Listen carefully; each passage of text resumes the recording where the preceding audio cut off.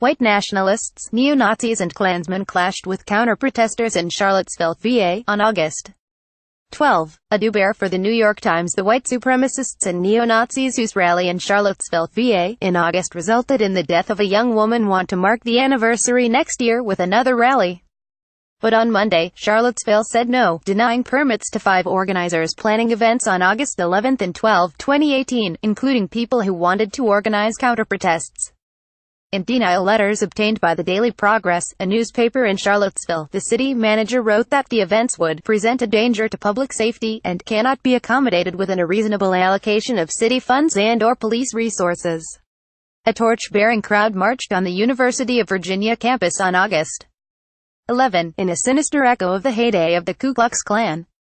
Edu Bayer for The New York Times. Additionally, the manager, Maurice Jones, wrote in each of the 5 letters, "There is no person or legal entity willing to accept responsibility for the group's adherence to city laws." Jason Kessler, the white nationalist who organized this year's Unite the Right march, told his Twitter followers that the communist government of Charlottesville had denied his application and vowed to sue early next year. In a video posted Monday evening, he adopted the language of the Justice Department's civil rights investigations, claiming that city officials had pattern and practice of granting permits for left-wing events but not right-wing ones. "The initial permit decision is bogus. The rationale they give for denying it almost makes it seem like they want me to win. See you guys in court." Rally still happening in Charlottesville's Lee Park, August 1112, 2018. https://t.code/faox-DIPA, Jason Kessler at the Monumention Deck. 11, 2017. However, the permit requests denied on Monday included some filed by opponents of the right-wing marches: Walter Hynek, a professor at the University of Virginia, and Bob Fenwick, a member of the Charlottesville City Council who this year voted to remove a statue of Gen.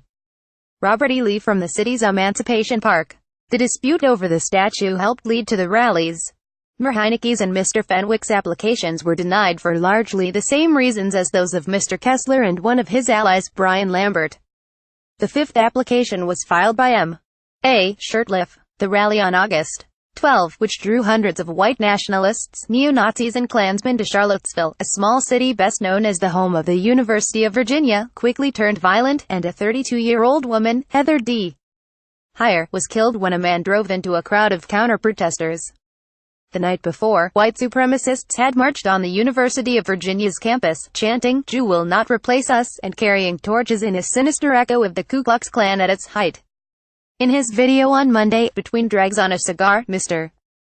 Kessler cast himself and his supporters as victims, going so far as to liken today's white nationalists to the African American students who required the protection of United States Marshals and National Guard members to enter the University of Mississippi in 1962. He vowed to march in 2018 with or without a permit, and told his supporters they could not be violent because they had to prove a point. He blamed counter-protesters for the violence in August, even though it was a white nationalist who drove his car into the crowd. President Trump made a similar argument shortly after the rally, saying there was blame on both sides, in remarks that white nationalists took as a tacit endorsement. In his permit application, Mr. Kessler said the police had only to keep the two sides separate to prevent bloodshed. But Mr. Jones, the city manager, said that was not possible. Charlottesville does not have the ability to determine or sort individuals according to what side they are on, Mr. Jones wrote in the denial letter, and no reasonable allocation of city funds or resources can guarantee that event participants will be free of any threat of violence.